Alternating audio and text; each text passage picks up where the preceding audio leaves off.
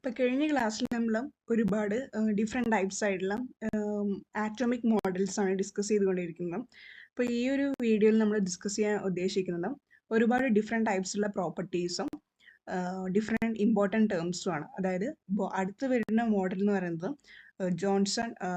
Thomson model പറഞ്ഞു, Rutherford model പറഞ്ഞു. അടുത്ത് വരുന്ന മോഡൽ എന്ന് പറയുന്നത് ബോർ മോഡലാണ്. അപ്പോൾ ഈ ബോർ മോഡലിന് വേണ്ടിയിട്ടുള്ള ഡിസ്കവറീസിന് വേണ്ടി സഹായിച്ച ഒരുപാട് പ്രോപ്പർട്ടീസ് ആണ് നമ്മൾ ഇന്ന് ഡിസ്കസ് ചെയ്യാൻ പോകുന്നത്.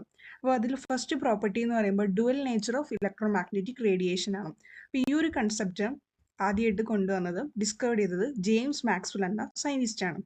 അദ്ദേഹത്തിൻ്റെ തിയറി പ്രകാരം according to his theory he states that electromagnetic radiation എന്ന് പറഞ്ഞിട്ടുണ്ടെങ്കിൽ ഒരു ഇലക്ട്രിക്കലി ചാർജ് പാർട്ടിക്കിൾസിലും ആക്സിലറേഷന് വിധേയമാകുന്ന സമയത്ത് ഇലക്ട്രിക്കലായിട്ടും മാഗ്നറ്റിക് ഫീൽഡ്സും പ്രൊഡ്യൂസ് ചെയ്യുന്നുണ്ട്.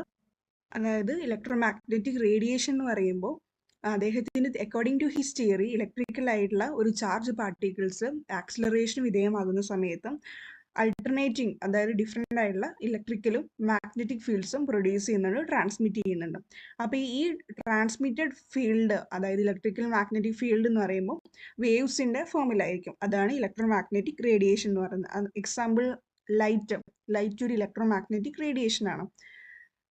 അപ്പോൾ അത് മനസ്സിലായാൽ, അതായത് ഇലക്ട്രിക്കലി ഒരു ചാർജ് പാർട്ടിക്കിൾസ് ആക്സിലറേഷന് വിധേയമാകുന്ന സമയത്ത് അവിടെ ഇലക്ട്രിക്കലായിട്ടുള്ള മാഗ്നറ്റിക് ഫീൽഡും പ്രൊഡ്യൂസ് ചെയ്യുന്നുണ്ട്, ട്രാൻസ്മിറ്റ് ചെയ്യുന്നുണ്ട്. ഈ ട്രാൻസ്മിറ്റഡ് ഫീൽഡ് എന്ന് പറയുന്നതും വേവ്സിന്റെ ഫോമിലായിരിക്കും. അതാണ് electro magnetic radiation. Example light. ഇതാണ് ഒരു ഇലക്ട്രോ മാഗ്നറ്റിക് വേവ്. അതായത് രണ്ട് ഡിഫറെൻറ്റ് ടൈപ്സിലുള്ള ഫീൽഡ് ഇവിടെ പ്രൊഡ്യൂസ് ചെയ്യുന്നുണ്ട്. ഈ റെഡ് കളറിലുള്ളത് ഇലക്ട്രിക് ഫീൽഡും ബ്ലൂ കളറിലുള്ള മാഗ്നറ്റിക് ഫീൽഡും, ഇവ രണ്ടും കൂടി റിസൾട്ടൻ്റ് ആയിട്ട് ഒരു വേവ് ആണ് പ്രൊഡ്യൂസ് ചെയ്യുന്നത്. അടുത്ത ഈ വേവ്സിൻ്റെ ക്യാരക്ടറിസ്റ്റിക്സ് നോക്കാം. അതായത് ക്യാരക്ടറിസ്റ്റിക്സ് നോക്കുന്ന സമയത്ത് അതായത് ഇലക്ട്രിക്കലും മാഗ്നറ്റിക് ഫീൽഡും ഇലക്ട്രിക്കലായിട്ടുള്ള മാഗ്നറ്റിക് ഫീൽഡും are perpendicular to each other and both the perpendicular direction of propagation of waves. ഈ ഒരു പോയിന്റിന് ഈ ഫിഗർ നോക്കി മനസ്സിലാക്കാം. അതായത് ഇവിടെ ഈ രണ്ട് ഫീൽഡ് എന്ന് പറയുന്നത് രണ്ടും പരസ്പരം പെർപെൻഡിക്കുലർ ആണ്. അതായത് റെഡ് ഇലക്ട്രിക് ഫീൽഡും ബ്ലൂ മാഗ്നറ്റിക് ഫീൽഡും ആണ്. ഇത് രണ്ടും പെർപെൻഡിക്കുലർ ആയിട്ട് അതിൻ്റെ റിസൾട്ടൻ്റ് എന്ന് പറയുന്നത് ഒരു വേവ്സിൻ്റെ ഡയറക്ഷനിലാണ്. ഒരു ഇലക്ട്രോ മാഗ്നറ്റിക് വേവ്സ് ആണ് ഇവിടെ പ്രൊഡ്യൂസ് ചെയ്യുന്നത്. അതായത് എന്തിൻ്റെ ഡയറക്ഷനിൽ? അതായത് രണ്ട് ഇലക്ട്രിക് ഫീൽഡും മാഗ്നറ്റിക് ഫീൽഡും പെർപെൻഡിക്കുലർ ആയിട്ട് ഫോം ചെയ്യുന്ന സമയത്ത് അതിൻ്റെ ഈ വേവ്സിൻ്റെ ഡയറക്ഷൻ്റെ പ്രൊപ്പഗേഷന് പെർപെൻഡിക്കുലർ ആയിരിക്കും. ഈ ഫിഗർ വെച്ച് നോക്കുമ്പോൾ രണ്ട് ഫീൽഡ് ഇവിടെ പ്രൊഡ്യൂസ് ചെയ്യുന്നു, which are perpendicular to each other. ഇതിൻ്റെ റിസൾട്ടൻ്റ് ആയിട്ട് ഇലക്ട്രോ മാഗ്നറ്റിക് വേവ്സ് മറ്റേതിൻ്റെ ഡയറക്ഷനിൽ ഫോം ചെയ്യുന്നു. അടുത്ത പോയിന്റ് എന്ന് പറയുന്നത് ഈ ഇലക്ട്രോ മാഗ്നറ്റിക് വേവ്സിന് which do not require a medium for propagation can move in vacuum. ഒരു മീഡിയം, അതായത് ഇപ്പോൾ ലൈറ്റിൻ്റെ കേസ് എടുക്കുകയാണെങ്കിൽ നമുക്ക് തന്നെ മനസ്സിലാക്കാം, ലൈറ്റിന് ഒരിക്കലും ഒരു മീഡിയം ആവശ്യമില്ല, and can move in vacuum. അതാണ് ആ പോയിന്റ് പറയുന്നത്. മൂന്നാമത്തെ പോയിന്റ് പറയുന്നത് ഇലക്ട്രോ മാഗ്നറ്റിക് റേഡിയേഷൻ, അതായത് different types electromagnetic radiations ഉണ്ട്. അതായത് ഗാമ റേസ്, എക്സ് റേസും, ultraviolet rays, visible light, infrared rays, microwaves, radio waves, അങ്ങനെ ഒരുപാട് ഡിഫറെൻറ്റ് ടൈപ്സുള്ള ഇലക്ട്രോ മാഗ്നറ്റിക് റേഡിയേഷൻസ് ഉണ്ട്. അതാണ് cosmic rays, gamma rays, X rays, ultraviolet rays, U V rays, visible light, infrared rays, microwaves, radio waves. അപ്പോൾ ഈ ഒരു ഇത്രയും waves കൂടി ചേർന്നിട്ടാണ് നമുക്ക് ഇലക്ട്രോ മാഗ്നറ്റിക് സ്പെക്ട്രം കോൺസ്റ്റിറ്റ്യൂട്ട് ചെയ്യുന്നത്. അതായത് ഇവർ ഡിഫറെൻറ്റ് വേവ് ലെങ്ത്തിലുള്ള റേസ് ആണ്.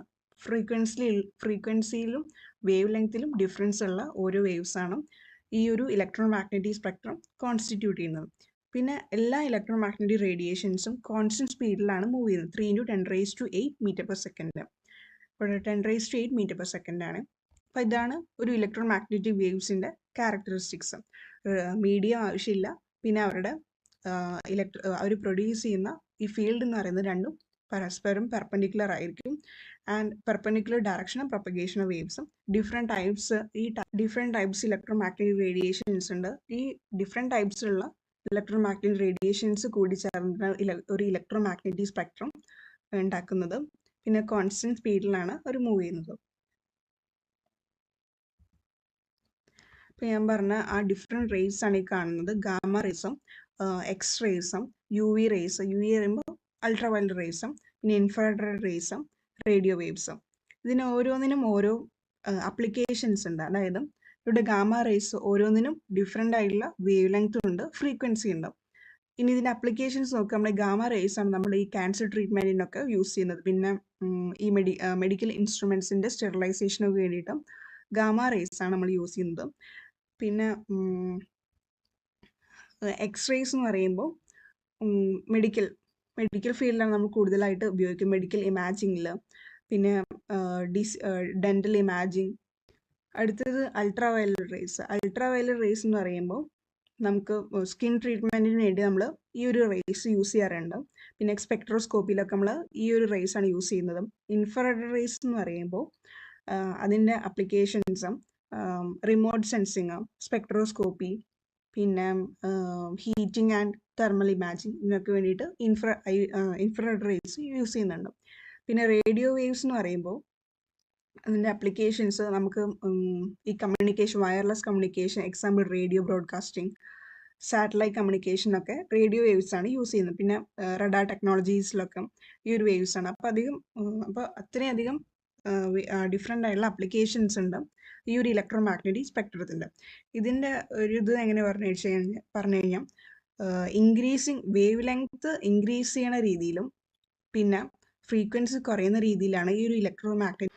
പിന്നെ ഇതിൻ്റെ ഇടയിലായിട്ട് യു വി റേസിനും ഇൻഫ്രാറെഡ് റേസിനും ഇടയിലായിട്ട് ഒരു വിസിബിൾ ലൈറ്റ് എന്ന് പറഞ്ഞിട്ടൊരു റേസ് ഉണ്ട്. ആ ഒരു റേസ് മാത്രമേ നമുക്ക് നമ്മുടെ കണ്ണുകൊണ്ട് മാത്രം കാണാൻ പറ്റുള്ളൂ. ബാക്കി ഒരു റേസ് നമുക്ക് ഡിറ്റക്ട് ചെയ്യാൻ പറ്റില്ല. ഈ ഒരു റേസിലാണ് ഡിഫറെൻറ്റ് കളേഴ്സ് നമുക്ക് വിസിബിളായി കാണുന്നത്. ഇനി അടുത്ത സം ഇമ്പോർട്ടൻറ്റ് ടേംസ്, അതായത് ഇപ്പോൾ നമ്മൾ പറഞ്ഞു സ്പെക്ട്രം, ഇലക്ട്രോ മാഗ്നറ്റിക് സ്പെക്ട്രം. അപ്പോൾ ഈ ഇലക്ട്രോ മാഗ്നറ്റിക് സ്പെക്ട്രത്തിൻ്റെ പ്രോപ്പർട്ടീസ് നമുക്ക് മനസ്സിലാക്കണമെങ്കിൽ ഒരുപാട് ഡിഫറെൻറ്റ് ടേംസ് നമ്മൾ മനസ്സിലാക്കേണ്ടതുണ്ട്. അതാണ് ഈ frequency, wave length, speed of light, wave number. Frequency എന്ന് പറയുമ്പോൾ ഒരു സെക്കൻഡിൽ ഒരു ഗിവൺ പോയിന്റിൽ എത്രത്തോളം നമ്പർ ഓഫ് വേവ്സ് ആണ് ആ ഒരു പോയിന്റിൽ കൂടെ പാസ് ചെയ്ത് പോയത്, അതാണ് ഫ്രീക്വൻസി എന്ന് പറയുന്നത്. അതിൻ്റെ SI യൂണിറ്റ് എന്ന് പറയുന്നത് ഹെർട്സ് ആണ്. പിന്നെ വേവ് ലെങ്ത് എന്ന് പറയുമ്പോൾ രണ്ട് അഡ്ജസൻ്റ് ആയിട്ടുള്ള ഒരു ഇത് നോക്കുകയാണെങ്കിൽ നമ്മൾ ക്രസ്റ്റ് ഉണ്ടാവും, ട്രഫ് ഉണ്ടാവും. അപ്പോൾ ഈ ക്രസ്റ്റിലും ട്രഫും രണ്ട് അഡ്ജസൻ ക്രസ്റ്റിനെ അല്ലെങ്കിൽ രണ്ട് അഡ്ജസൻ ട്രഫിനെയാണ്, അവർ തമ്മിലുള്ള ഡിസ്റ്റൻസിനെയാണ് നമ്മൾ ഈ വേവ് ലെങ്ത് എന്ന് പറയുന്നത്. ഈ വേവ് ലെങ്ത് ഫ്രീക്വൻസിയും ഇൻവേഴ്സ്ലി പ്രപ്പോർഷണൽ ആണ്. വേവ് ലെങ്ത് കൂടുന്നതനുസരിച്ച് ഫ്രീക്വൻസി കുറയും. പിന്നെ ഇത് ഈ വേവ് ലെങ്ത് നമുക്ക് നാനോമീറ്ററിൽ, ആംസ്ട്രോങ് യൂണിറ്റിലൊക്കെ എക്സ്പ്രസ് ചെയ്യാൻ സാധിക്കും. ഇനി സ്പീഡ് ഓഫ് ലൈറ്റ്, മൂന്നാമത്തെ ടേം എന്ന് പറയുന്നത് speed of light. Speed of light എന്ന് പറയുമ്പോൾ ഒരു സെക്കൻഡിൽ എത്ര ഡിസ്റ്റൻസ് ആണോ ഇലക്ട്രോ മാഗ്നറ്റിക് റേഡിയേഷൻ കവർ ചെയ്തത്, അതാണ് സ്പീഡ് ഓഫ് ലൈറ്റ്. അപ്പോൾ ഈ സ്പീഡ് ഓഫ് ലൈറ്റ് എന്ന് പറയുമ്പോൾ സി വെച്ചിട്ട് നമ്മൾ ഡിനോട്ട് ചെയ്യുന്നത്, അത് 3×10, അതിൻ്റെ വാല്യൂ എന്ന് പറയുന്നത് 3×10⁸ ആണ് വാക്വത്തിൽ ഉണ്ടാകുക. പിന്നെ ഒരു റിലേഷൻ ഉണ്ട്, ഈ ഫ്രീക്വൻസിയും സ്പീഡ് ഓഫ് ലൈറ്റും വേവ് ലെങ്ത്തും കൂടി റിലേറ്റ് ചെയ്ത ഒരു ഇക്വേഷനാണ് C = μ⍵. ഇവിടെ ഇക്വേഷൻ C = μ⍵. അടുത്ത ടേം എന്ന് പറയുന്നത് വേവ് നമ്പർ. വേവ് നമ്പർ എന്ന് പറയുമ്പോൾ ഒരു യൂണിറ്റ് ലെങ്ത്തിൽ എത്ര നമ്പർ ഓഫ് വേവ് ലെങ്ത് ആണ് ഒരു യൂണിറ്റ് ലെങ്ത്തിൽ ഉണ്ടായത്, അതാണ് wave number. It is reciprocal of wave length. പിന്നെ അതിൻ്റെ SI യൂണിറ്റ് എന്ന് പറയുമ്പോൾ m/−1. ഇത്രയും ഇമ്പോർട്ടൻറ്റ് ടേംസ് ആണ് നമ്മൾ ഒരു ഇലക്ട്രോ മാഗ്നറ്റിക് സ്പെക്ട്രത്തിൻ്റെ പ്രോപ്പർട്ടീസ് മനസ്സിലാക്കാൻ വേണ്ടിയിട്ട് നമുക്ക് ഹെൽപ്പ് ചെയ്യുന്ന ഒരുപാട് ടേംസ്. അടുത്ത് പറയുന്നത് wave nature of electro magnetic radiation. അപ്പോൾ ഒരുപാട് പ്രോപ്പർട്ടീസ്, അതായത് ഡിഫ്രാക്ഷൻ, ഇൻഡിഫറൻസ്, അങ്ങനത്തെ ഒരുപാട് പ്രോപ്പർട്ടീസും ഈ ഇലക്ട്രോ മാഗ്നറ്റിക് റേഡിയേഷൻ്റെ വേവ് നേച്ചർ കൊണ്ട് എക്സ്പ്ലെയിൻ ചെയ്യാൻ സാധിച്ചു. അതായത് ഈ ഡിഫ്രാക്ഷൻ, ഇൻഡിഫറൻസ് എന്നൊക്കെ പറഞ്ഞു കഴിഞ്ഞാൽ പറയാം. ഡിഫ്രാക്ഷൻ എന്ന് പറയുന്നത് ഒരു ഒബ്സ്റ്റാക്കിളിൻ്റെ ചുറ്റും ഉണ്ടാകുന്ന ബെൻഡിങ് ഓഫ് വേവിനെ പറയുന്ന പേരാണ് ഡിഫ്രാക്ഷൻ എന്ന് പറയുന്നത്. അതായത് bending of light around obstacles which creates A indifference pattern. അതായത് ബെൻഡിങ് ഓഫ് വേവ്, ഒരു ഒബ്സ്റ്റാക്കിളിൻ്റെ ചുറ്റും ഉണ്ടാകുന്ന ബെൻഡിങ് ഓഫ് ലൈറ്റ് അല്ലെങ്കിൽ വേവിനെ പറയുന്ന പേരാണ് ഡിഫ്രാക്ഷൻ എന്ന് പറയുന്നത്. ഇൻ്റർഫറൻസ് എന്ന് പറയുമ്പോൾ രണ്ട് വേവ്സ് പരസ്പരം സൂപ്പർപോസ് ചെയ്ത് ഒരു റിസൾട്ടൻ്റ് ആയിട്ടുള്ള വേവ് ഉണ്ടാകുന്നു. ആ റിസൾട്ടൻ്റ് വേവ് എന്ന് പറയുമ്പോൾ which may be lower, higher or same amplitude. അപ്പോൾ രണ്ട് തരത്തിലുള്ള ഇൻ്റർഫറൻസ് ഉണ്ട്. കൺസ്ട്രക്റ്റീവ് ഇൻ്റർഫറൻസ് ഉണ്ട്, ഡിസ്ട്രക്റ്റീവ് ഇൻ്റർഫറൻസ് ഉണ്ട്. കൺസ്ട്രക്റ്റീവ് ഇൻ്റർഫറൻസ് എന്ന് പറയുമ്പോൾ രണ്ട് വേവ്സ് ജോയിൻ ചെയ്തിട്ട് ഉണ്ടാകുന്ന റിസൾട്ടൻ്റ് വേവിനെയാണ് കൺസ്ട്രക്റ്റീവ് ഇൻ്റർഫറൻസ് എന്ന് പറയുന്നത്. ഡിസ്ട്രക്റ്റീവ് ഇൻ്റർഫറൻസ് പറയുമ്പോൾ ആ പേരിൽ നമുക്ക് മനസ്സിലാകുക ഡിസ്ട്രക്റ്റീവ്, നശിച്ചു പോകുക, അതായത് ക്യാൻസൽ ചെയ്ത് പോകുക രണ്ട് വേവ്സ് തമ്മിൽ. അതായത് ഒരു ക്രസ്റ്റും ഒരു ട്രഫും ഫിഗറിൽ നോക്കി നമുക്ക് മനസ്സിലാക്കാം. ഒരു ക്രസ്റ്റും ഒരു ട്രഫും കൂടി കൂടിച്ചേർന്ന് ഇത് പരസ്പരം ക്യാൻസലായി പോകുന്നു. അപ്പം അതിനെയാണ് അത്തരത്തിലുള്ള അങ്ങനെ ഒരു റിസൾട്ടൻ്റ് വേവ്സ് ഉണ്ടാകുന്ന ആ ഒരു ഫിനോമിനയാണ് ഈ ഡിസ്ട്രക്റ്റീവ് ഇൻ്റർഫറൻസ്. അപ്പോൾ ഈ രണ്ട് പ്രോപ്പർട്ടീസാണ് ഇലക്ട്രോമാഗ്നറ്റിക് റേഡിയേഷൻ്റെ വേവ് നേച്ചർ. അടുത്ത് പറയുന്നത് particle nature of electromagnetic radiation. നേരത്തെ പറഞ്ഞു കുറേ പ്രോപ്പർട്ടീസ് എക്സ്പ്ലെയിൻ ചെയ്യാൻ സാധിക്കാത്തതുണ്ട്, സാധിച്ചതുണ്ട്. അപ്പോൾ മറ്റേ വേവ് നേച്ചർ കൊണ്ട് എക്സ്പ്ലെയിൻ ചെയ്യാത്ത ഒരുപാട് പ്രോപ്പർട്ടീസാണ് ഈ black body radiation, photo electric effect, variation of heat capacity of solids with temperature, പിന്നെ ലൈൻ സ്പെക്ട്രം ഓഫ് ആറ്റംസ്. അപ്പോൾ ഇതിൽ നമുക്ക് നോക്കാനുള്ളത് ബ്ലാക്ക് ബോഡി റേഡിയേഷൻ ആണ്. ഈ ഒരു ഫിഗർ എന്താ കാണിക്കുന്നത് എന്താ വെച്ചാൽ, നമ്മളൊരു വേവ് അല്ലെങ്കിൽ ലൈറ്റ് വന്ന് ഒരു ഒബ്ജക്റ്റിലേക്ക് വരുന്ന സമയത്ത് മൂന്ന് പോസിബിലിറ്റീസ് ആണ് അതിനുണ്ടാകുന്നത്. ഒന്ന് റിഫ്രാക്ഷൻ ഉണ്ടാകും, പിന്നെ ഒബ്സർവ് ചെയ്യാനുള്ള ചാൻസ് ഉണ്ട്, പിന്നെ ഒന്ന് ട്രാൻസ്മിഷന് വേണ്ടിയുള്ള ചാൻസ് ഉണ്ടാകും. റിഫ്രാക്ഷൻ എന്ന് പറയുമ്പോൾ ആ ഒരു സർഫേസിൽ തട്ടി അത് ട്രാൻസ്മിറ്റ് ചെയ്യുന്ന ആ ഒരു പ്രോസസ്സിനെയാണ് റിഫ്രാക്ഷൻ എന്ന് പറയുന്നത്. അബ്സോർപ്ഷൻ എന്ന് പറയുമ്പോൾ ബാക്കി എല്ലാ കളേഴ്സിനെയും ഒബ്സർവ് ചെയ്തിട്ട് ഒരു പെർട്ടിക്കുലർ കളറിനെ മാത്രം അത് പുറത്തുവിടുന്നു. ആ ഒരു പുറത്തുവിടുന്ന കളറിനെയാണ് നമുക്ക് നമ്മളെ കണ്ണുകൊണ്ട് കാണാൻ പറ്റുന്നത്. ട്രാൻസ്മിഷൻ എന്ന് പറയുമ്പോൾ അത് അങ്ങനെ തന്നെ ആ സർഫേസിലൂടെ അല്ലെങ്കിൽ ഒബ്ജക്റ്റിലൂടെ പോകുന്നു. മൂന്ന് പോസിബിലിറ്റീസ് ആണ് നമുക്ക് ഒരു ലൈറ്റ് ഒരു ഒബ്ജക്റ്റിൽ വന്ന് തട്ടുമ്പോൾ ഉണ്ടാകുന്ന മൂന്ന് പോസിബിലിറ്റീസ് ആണ് റിഫ്രാക്ഷൻ, റിഫ്ലക്ഷൻ, അബ്സോർപ്ഷൻ, ട്രാൻസ്മിഷൻ.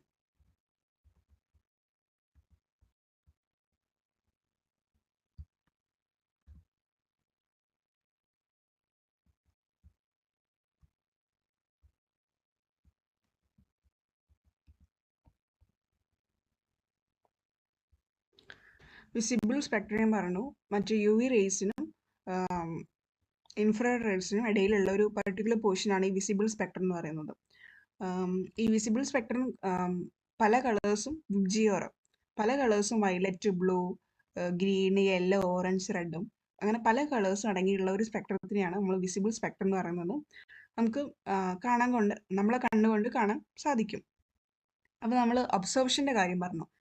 അതായത് ഒരു ഒബ്ജക്റ്റിൽ നമ്മൾ ഒരു ഒബ്ജക്റ്റിൻ്റെ കളർ നമ്മൾ ഡിസൈഡ് ചെയ്യുന്നത് എങ്ങനെയാ വെച്ചാൽ മറ്റെല്ലാ കളേഴ്സിനെയും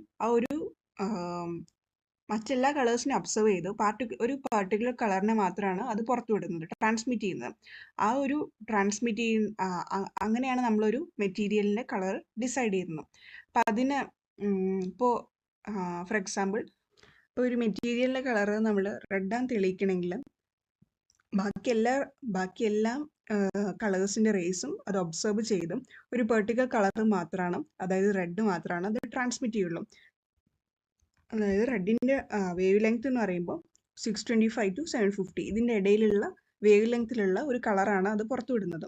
അങ്ങനെയാണ് നമുക്ക് ഒരു ഒബ്ജക്റ്റിൻ്റെ കളർ നമുക്ക് ഡിസൈഡ് ചെയ്യാൻ പറ്റുന്നത്. ഇനി ബ്ലാക്ക് ബോഡി റേഡിയേഷൻ എന്ന് പറയുമ്പോൾ ആദ്യം ബ്ലാക്ക് ബോഡി എന്താ നോക്കാം. ബ്ലാക്ക് ബോഡി എന്ന് പറയുമ്പോൾ ഏതൊരു ബോഡി ആയിക്കോട്ടെ which emits and observe all frequencies of radiation is called a black body.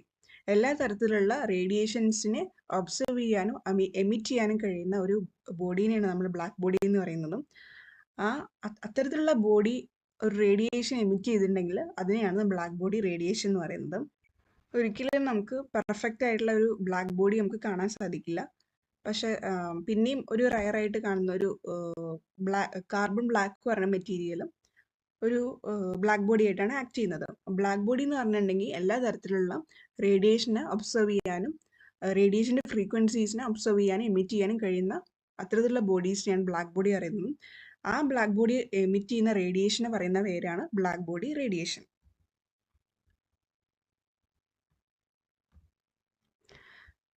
ഇനി ബ്ലാക്ക് ബോഡി വേവ് ലെങ്ത്തും ടെമ്പറേച്ചറും തമ്മിലുള്ള വേരിയേഷൻസ് നോക്കാം. അതായത് വേവ് ലെങ്ത് കുറയുന്നതിനനുസരിച്ച് ഇവിടെ നോക്കുകയാണെങ്കിൽ ടെമ്പറേച്ചർ T1 കൂടുതലാണ് T2. അപ്പോൾ ഈ T1 ടെമ്പറേച്ചറിൽ ഈ വേവ് ലെങ്ത് നോക്കുമ്പോൾ ഈ ഒരു പോയിന്റിലാണ് ഇത് വരുന്നത്. അതായത് 1000 2000 ഇടയിലായിട്ടുള്ള. അപ്പോൾ ഈ ടെമ്പറേച്ചറും വേവ് ലെങ്ത് തമ്മിലുള്ള വേരിയേഷൻസിനെ എക്സ്പ്ലെയിൻ ചെയ്തത് മാക്സ് പ്ലാങ്ക് ക്വാണ്ടം തിയറി ഉപയോഗിച്ചിട്ടാണ്. അദ്ദേഹത്തിൻ്റെ തിയറി പ്രകാരം, അതായത് ഇത് എക്സ്പ്ലെയിൻ ചെയ്തത് മാക്സ് പ്ലാങ്ക് എന്ന സയൻറ്റിസ്റ്റ് ആണ്. The phenomena of black body radiation was first explain by Max Planck by quantum theory. അദ്ദേഹത്തിൻ്റെ തിയറി പ്രകാരം രണ്ട് പോസ്റ്റുലേറ്റ്സ് ആണുള്ളത്. അതായത് ഈ ആറ്റംസും മോളിക്യൂൾസും എനർജി എമിറ്റ് ചെയ്യുന്നത് അല്ലെങ്കിൽ ഒബ്സർവ് ചെയ്യുന്നത് ഒരു കണ്ടിന്യൂസ് മാനറിലല്ല, but discontinuously in small packets of energy. അതായത് എനർജി ഇവർ ഒബ്സർവ് ചെയ്യുന്നത് എമിറ്റ് ചെയ്യുന്നതും സ്മോൾ പാക്കറ്റ്സ് ആയിട്ടാണ് എമിറ്റ് ചെയ്യുന്നതും. അതായത് അതിനെ പറയുന്ന ആ സ്മോൾ പാക്കറ്റ്സ് ഓഫ് എനർജി പറയുന്ന പേരാണ് ക്വാണ്ട അല്ലെങ്കിൽ ഫോട്ടോൺസ്. ഇനി ഈ ക്വാണ്ടത്തിൻ്റെ എനർജി നമ്മൾ പറഞ്ഞു സ്മോൾ പാക്കറ്റ്സ് ആയിട്ടാണ് എനർജി ഉള്ളത്. അതാണ് ക്വാണ്ട അല്ലെങ്കിൽ ഫോട്ടോൺസ്. അപ്പോൾ ഈ ക്വാണ്ടത്തിൻ്റെ എനർജി എന്ന് പറയുന്നത് which is directly proportional to frequency. അപ്പോൾ ഈ ഒരു കോൺസ്റ്റൻ്റ് ഓഫ് പ്രൊപ്പോർഷണാലിറ്റിയാണ് ഇവിടെ എച്ച് എന്ന് പറയുന്നത്. എച്ച് എന്ന് പറയുന്നത് പ്ലാങ്ക്സ് കോൺസ്റ്റൻ്റ് ആണ്. അതിന് കോൺസ്റ്റൻ്റ് ആയിട്ടുള്ള ഒരു വാല്യൂ ഉണ്ട്, 6.626 × 10⁻⁻34. അപ്പോൾ അതിനെ റിലേറ്റ് ചെയ്യുന്ന ഇക്വേഷൻ ആണ് എനർജിയും ഫ്രീക്വൻസിയും തമ്മിലുള്ള റിലേഷൻ. ഇക്വേറ്റ് ചെയ്യുന്ന ഇക്വേഷൻസ് ആണ് E = H².